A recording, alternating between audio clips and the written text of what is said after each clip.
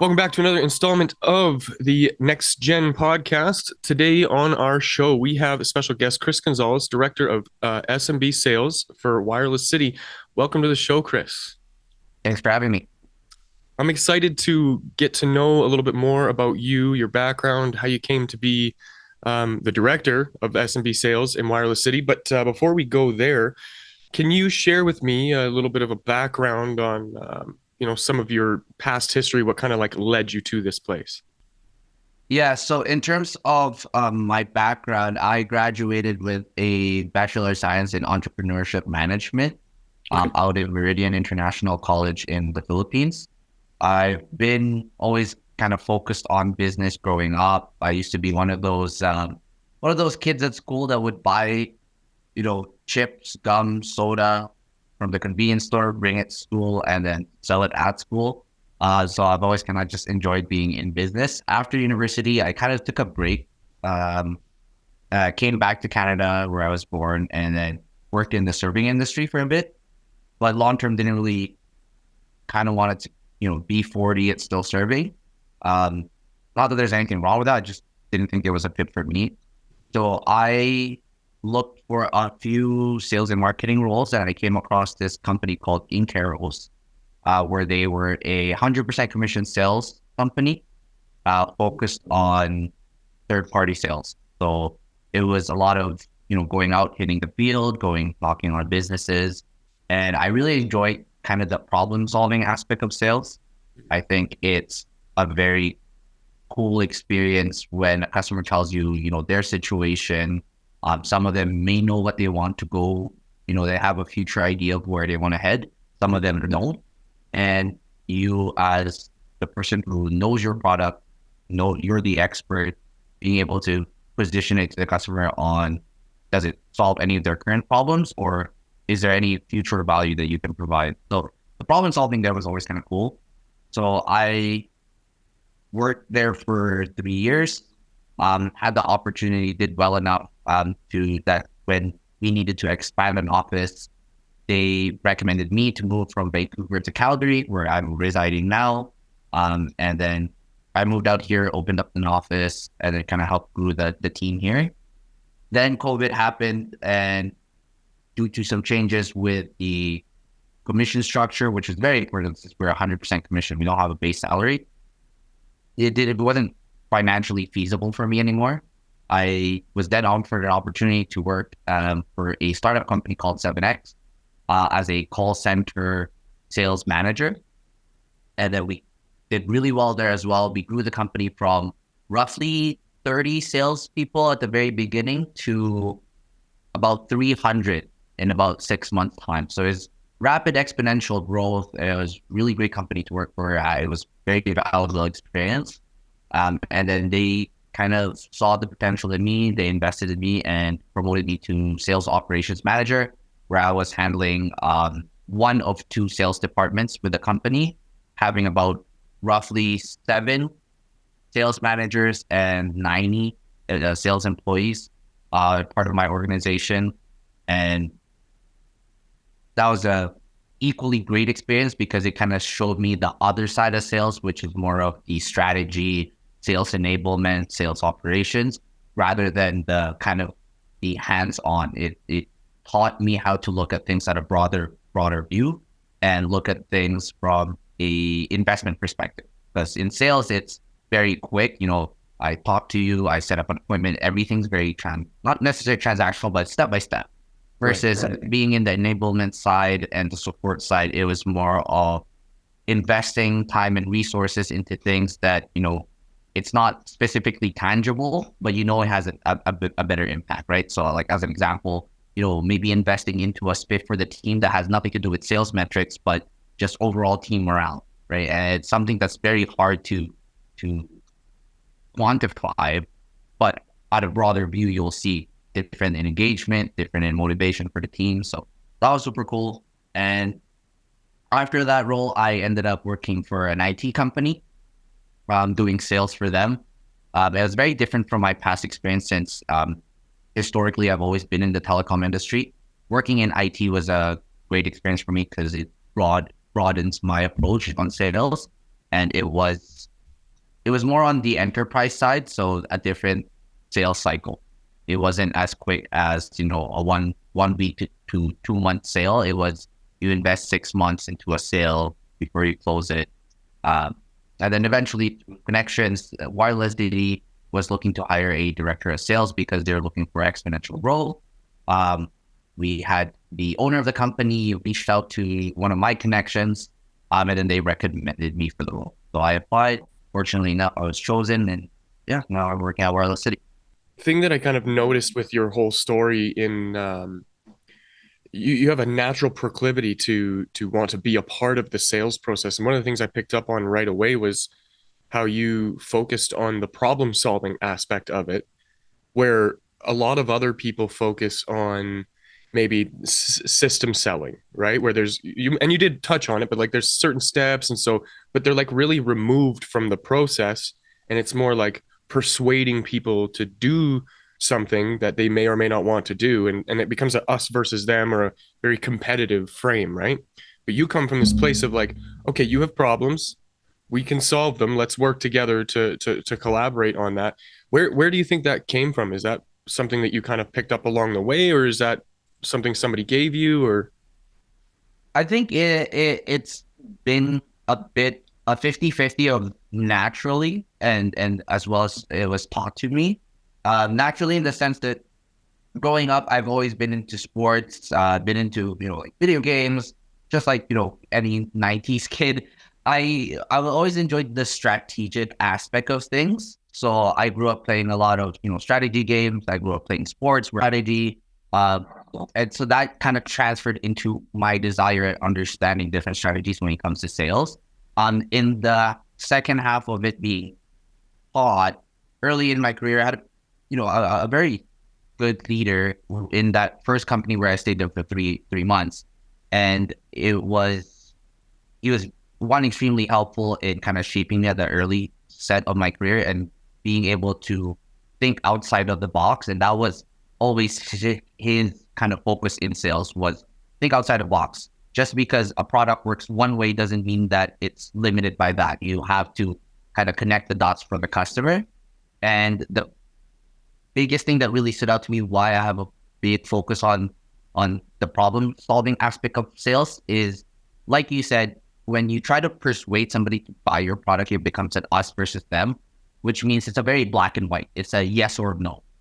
right? And black and white means that, at best you have a 50-50 chance, right? Because there's two options. Versus if you take the approach of being problem solving, being strategic, thinking outside of the box, you can bring more color into the conversation that you're having with customers, and it doesn't become very transactional. It's an easy no. People don't like to be sold to, right? Like, we've all gotten calls like, hey, you qualify for this, qualify for that. Most people don't want to do it because it's very black and white and it seems bland. But when you give it some life, give it some color, which means, understanding the customer, understanding what the customer needs are, where they are right now, where they're trying to get to in 2 years, 5 years, how their business operates. It's almost like you have to know their business almost as close and as good as they do, so that you can be like, okay, well, you mentioned you have this problem. Here's what this product does, and this is how it's going to bridge the gap between where you are now and where you want to be. And that simple sentence can change a sales approach from, do you want to buy this or do you see the value in this? If you've been around long enough, I'm sure to have recognized that, marketing and sales going hand in hand. There's always this something new, something flashy. There's a new idea or a new process or a new whatever it is offer, and that we tend to like overwork those ideas until they're basically dead. And this is, I guess, the cycle of the trends that we go through in sales and marketing and customer acquisition and all that kind of thing. When it comes to, you have this like, I get a sense that you have this solid foundation of, I don't need to go with the ebbs and flows and things like that.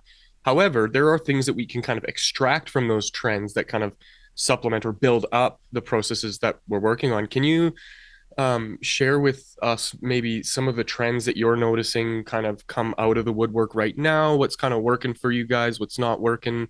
What have you noticed in terms of the work that you're doing?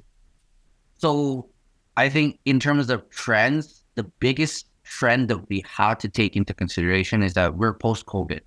Mm. COVID is something that's, at least in the last couple hundred years, has, like, I know there's been, like, swine flu, H1N1, that's kind of been like an epidemic, but it's never to the scale of COVID, where there's, people comparing COVID to, like, uh, modern day Black Plague, right? So Right. reason why I'm bringing that up is because it really changed how the world views things, one, and changed the world's economy. Hmm. We had to take that into consideration with any trend. So as an example, some trends are people nowadays value in person way more because people took it for granted before, right? Like I said, I come from, my first job experience was doing door-to-door sales for businesses. And COVID happened and nobody could see anybody. And right after COVID, people really wanted to have that face-to-face experience. We have people that, sometimes our salespeople will make calls, book an appointment, and customers are specifically requesting that they come in even before our reps offer it. So it's a trend of people miss that human connection that Mm. we need to incorporate with our day-to-day. You know, I love that the human take on things is so important now. It's something that I too have noticed. But there's a there's a new generation, right? There's like a new wave of people coming in. And yes, we want this human, personal, interactive touch, that sort of thing. But um, I'm going to use this as an example. I did a gig a long time ago for ADT Security. I don't know if you're familiar with them. They do the Yep. home security stuff.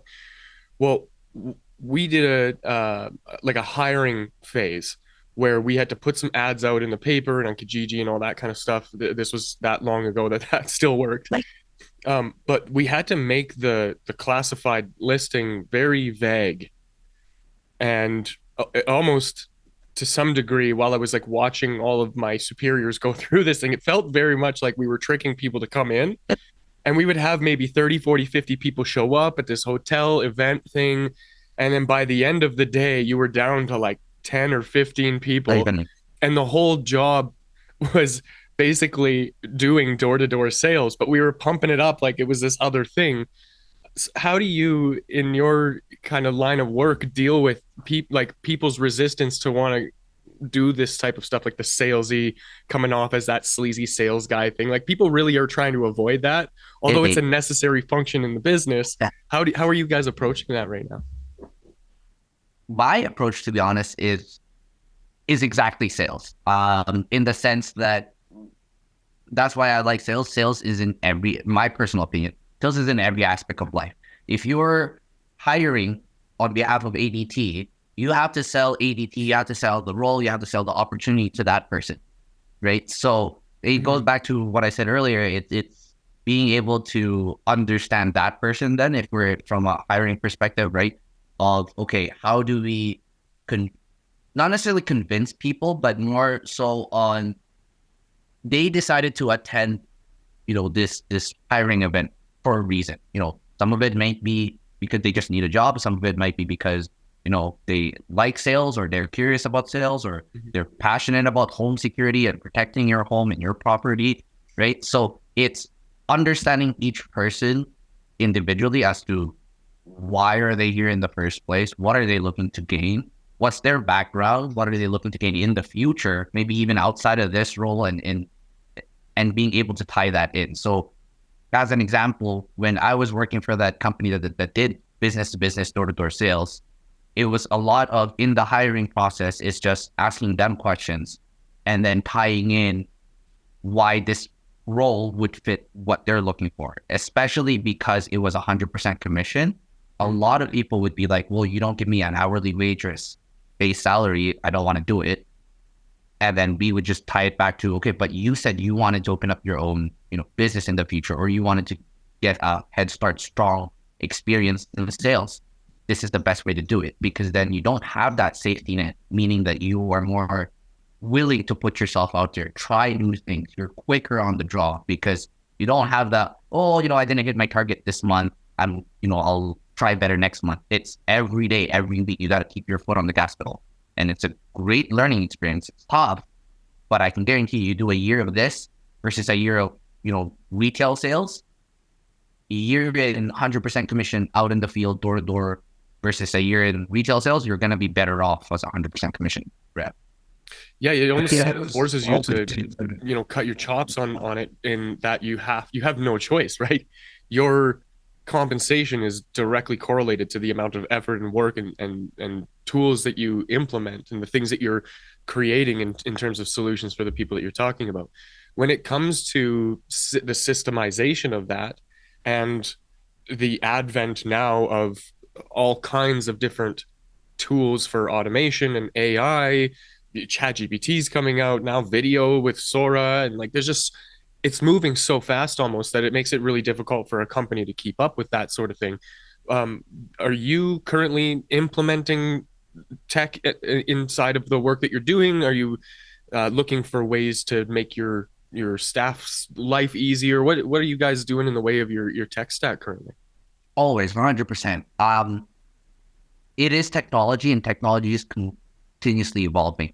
And my personal opinion is, if you don't evolve with technology, then you get left behind. It's just, historically look at, the ancestors of human beings. There's different types of pre-modern humans.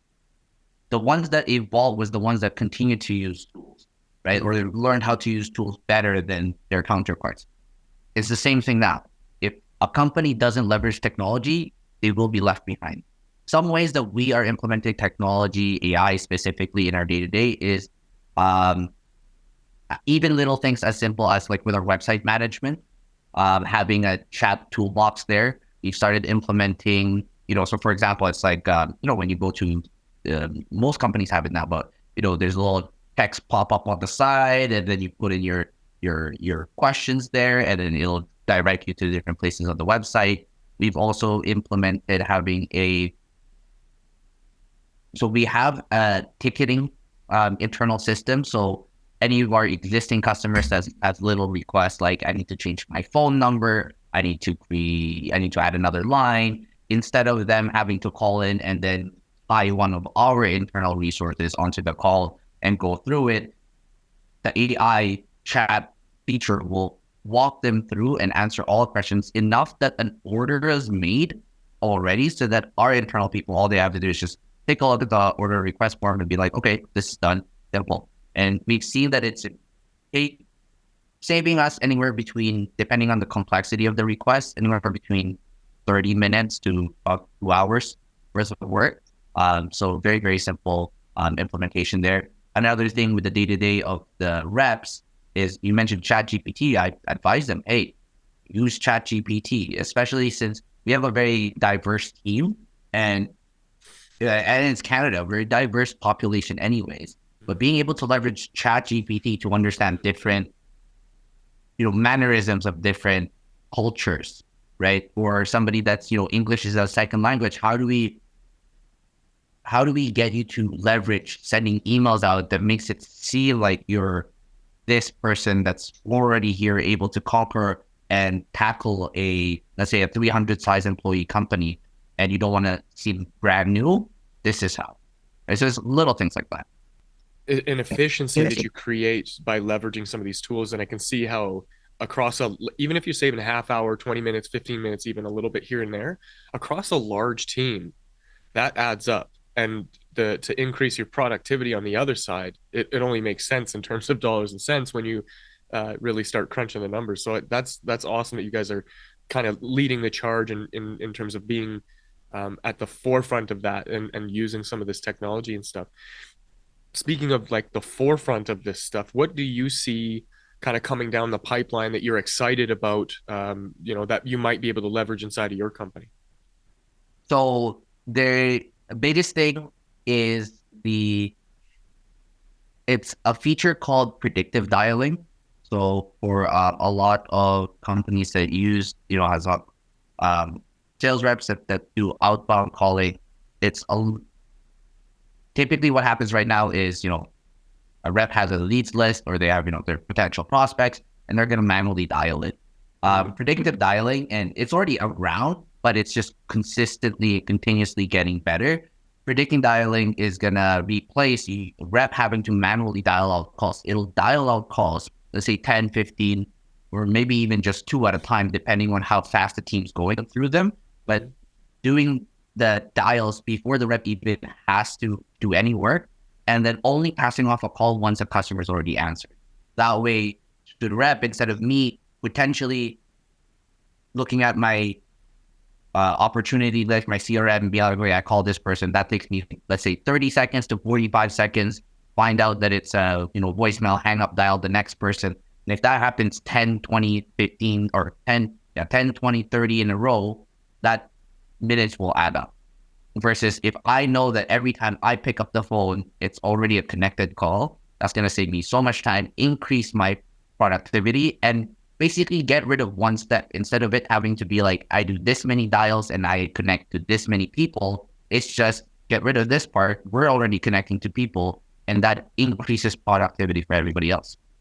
The whole sales team is going to benefit from having only being creating these conversations with people that are actually there rather than the 20 minutes in between where you're dialing it, leaving a voicemail, taking notes. You know what I mean? Like that whole Exactly. sales process is, it's human, but it's full of its challenges. What in terms of like what's going on in your your own kind of ecosystem, what comes up as like a big frustration or a challenge where you're like, okay, I can't wait for something to happen where this thing, like if you wave a magic wand, that thing goes away. Like, is there anything like that that you are going through right now? That's a great question.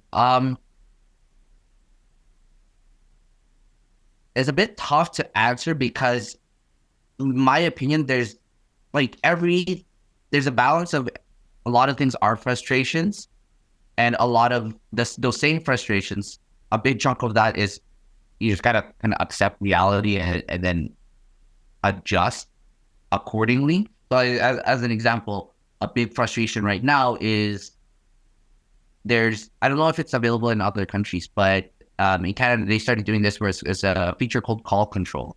So bringing up predictive dialing, that's going to be, as calling evolves, there's also for the consumer side or, the end user, there's also features that evolve to kind of, stop the sales approach, which is right now call control, where if I have an automated machine calling out, there's a prompt that says, if you want to continue and reach this person, please press any of these numbers, right?